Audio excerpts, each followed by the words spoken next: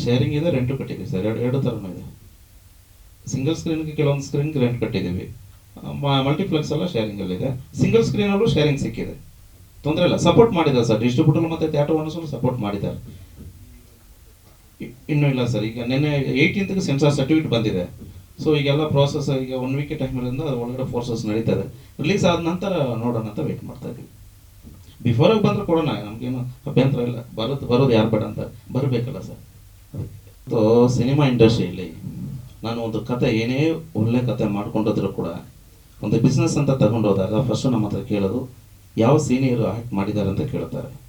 ಅದನ್ನು ದಾಟಿ ಹೊಸಬರು ಹಾಕ್ಕೊಂಡ್ರೆ ನಮಗೆ ಬಿಸ್ನೆಸ್ ಆಗಲ್ಲ ಅಂತ ಗೊತ್ತಿತ್ತು ನಾವು ಅವಕಾಶಗಳು ಕೊಡ್ತೀವಿ, ಯಾವುದೇ ಅಡೆತಡೆ ಇಲ್ಲದೆ.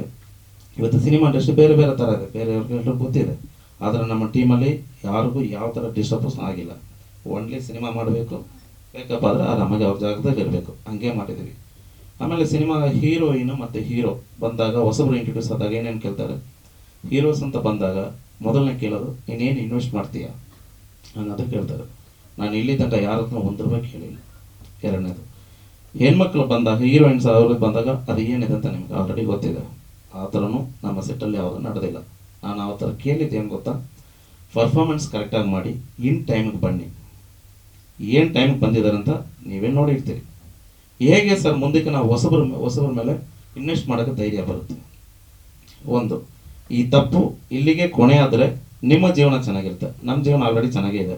ನಿಮ್ಮ ಜೀವನ ಚೆನ್ನಾಗಿರ್ಬೇಕಂದ್ರೆ ಈ ತಪ್ಪುಗಳು ನಾನಂತಲ್ಲ, ಬೇರೆ ಯಾವುದೇ ಡೈರೆಕ್ಟರ್ಸ್ ಮಾಡಬಾರ್ದು. ಡೈರೆಕ್ಟರ್ಸ್ ಬರೋದಕ್ಕೆ ಮುಂಚೆ 1 hour ಬಿಫೋರ್ ಸ್ಟೇಜಲ್ಲಿ ಇರಬೇಕು. ಅದು ಡಿಸಿಪ್ಲಿನ್. ನನ್ನನ್ನು ಕೈ ಹಿಡಿದು ನಡೆಸೋರೇ ಮೀಡಿಯಾದವರು.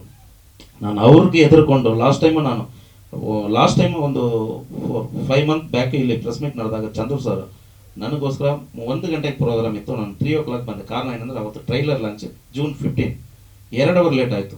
ನನ್ನನ್ನು ಒಂದೇ ಒಂದು ಮಾತು ಯಾರು ಕೂಡ ನೀವು ಹರ್ಟ್ ಮಾಡಿಲ್ಲ. ಅದು ಇನ್ನೂ ನನ್ನ ಮನಸ್ಸಲ್ಲಿದೆ.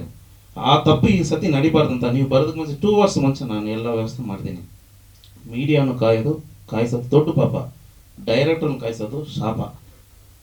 ಇದು ಮುಂದೆ ಈ ತಪ್ಪು ಮಾಡಬಾರ್ದು. ಯಾಕಂದರೆ ನಾವು 26ನೇ ತಾರೀಕು 3 ದಿನ ರಿಲೀಸ್ ಇಟ್ಕೊಂಡು ಇಷ್ಟು ಥಿಯೇಟರ್ಸ್ ರಿಲೀಸ್ ಮಾಡಿದಾಗ ನೀವು ಹೇಳೋದಕ್ಕೆ ಕೆಲಸ ಮಾಡಬೇಕಾಗಿರೋದು. ನಿಮ್ಮ ಮೊದಲನೇ ಸಿನಿಮಾ, ನನ್ನದು ಇದು 3ನೇ ಸಿನಿಮಾ. ನನ್ನ ಕಷ್ಟಗಳನ್ನು ನೋಡಿದ್ದೀನಿ, ಲಾಸ್ ಆಗಿದ್ದೀನಿ, ಲಾಭನೂ ಪಡೆದಿದ್ದೀನಿ. ಇವತ್ತು ತಿಂತಾ ಇರೋದು ನಾನು ಸಿನಿಮಾದಲ್ಲೇ ಅನ್ನ ತಿಂತಾ ಇದ್ದೀನಿ. ನನಗೆ ಯಾವ ಸೈಡ್ ಇನ್ಕಮ್ ಇಲ್ಲ ಸರ್. ಸಿನಿಮಾ ನನ್ನ ಕಾಪಾಡ್ತಾ ಇದೆ. ಅದು ನಾನು ಫ್ಯಾಷನಾಗಿ ತೊಗೊಂಡಿದ್ದೀನಿ. ಅದೇ ಥರ ನಿಮಗೆ ಒಂದು ಸೈಡ್ ಬಿಸ್ನೆಸ್ ನಿಮ್ಮೆಲ್ರಿಗಿದೆ, ನನಗೆ ಮೇನ್ ಬಿಸ್ನೆಸ್ ಇದೆ. ಅದು ದುಡ್ಡು ಬಂದರೂ ಸರಿ, ಬಂದಿಲ್ಲ ಅಂದರೂ ಸರಿ, ಏನು ಬೇಕಾರಾಗಲಿ ಸಿನಿಮಾದಲ್ಲಿ ಅಚೀವ್ಮೆಂಟ್ ಮಾಡೋಕ್ಕೆ. ಯಾಕೆ ಹೇಳ್ತಾ ಇದ್ದೀನಿ ಅಂದರೆ, ಇವರು ಅಷ್ಟು ಜನ ಸೂಪರಾಗಿ ಪರ್ಫಾರ್ಮೆನ್ಸ್ ಮಾಡಿದ್ದಾರೆ ಪ್ರತಿಯೊಬ್ಬರು. ನೀವು ನೋಡಿರ್ತೀರಿ, ಆ್ಯಕ್ಟಿಂಗ್ ಕಿಂಗ್ ಅಂತ ಒಬ್ಬರಿಗೆ ಹೆಸರು ಕೊಟ್ಟಿರ್ತೀನಿ, ಇವ್ರಿಗೆ ಶೈನಿಂಗ್ ಸ್ಟಾರ್ ಅಂತ ಕೊಟ್ಟಿರ್ತೀನಿ, ಇವ್ರಿಗೆ ಚಾರ್ಮಿಂಗ್ ಕ್ವೀನ್ ಅಂತ ಕೊಟ್ಟಿರ್ತೀನಿ. ಸುಮ್ಮನೆ ನೇಮ್ ಕೊಟ್ಟಿಲ್ಲ ಸರ್, ಪರ್ಫಾರ್ಮೆನ್ಸ್ ಮಾಡಿದ್ದಾರೆ. ಆ ಪರ್ಫಾರ್ಮೆನ್ಸ್ ಕೊಟ್ಟಿದ್ದಕ್ಕೆ ನಾನು ಆ ನೇಮನ್ನು ಕೊಟ್ಟಿದ್ದೀನಿ. ಅದು ಸಿನಿಮಾ ಡೆಫಿನೆಟ್ ಹೇಳುತ್ತೆ. ಆ ಹೆಸರನ್ನ ಅದು ಉಳಿಸ್ಕೋಬೇಕಲ್ವ, ಆ ಕೊಟ್ಟಿರೋ ಹೆಸರಿಗೆ ಅದು ವ್ಯಾಲ್ಯೂ ಕೊಡಬೇಕಲ್ಲ. ಅದನ್ನು ಸ್ಟೇಜ್ ಡಿಸಿಪ್ಲಿನ್ ಅಂತ ಒಂದು ಇದೆ, ಫಸ್ಟ್ ಅದನ್ನು ಕಲೀರಿ, ರೈಟ್? ಇಲ್ಲಾಂದರೆ ನೆಕ್ಸ್ಟ್ ಈ ಥರ ನಾನು ಮಾತಾಡೋಕ್ಕೆ ಏನಿಲ್ಲ. ನಾನು ಬೇರೆ ಸಿನಿಮಾ ಮಾಡ್ಕೊಂಡು ಹೋಗ್ತೀನಿ, ನೀವೇನು ಮಾಡ್ತೀರಿ ನೋಡ್ಕೊಳ್ಳಿ ಅಷ್ಟೇ.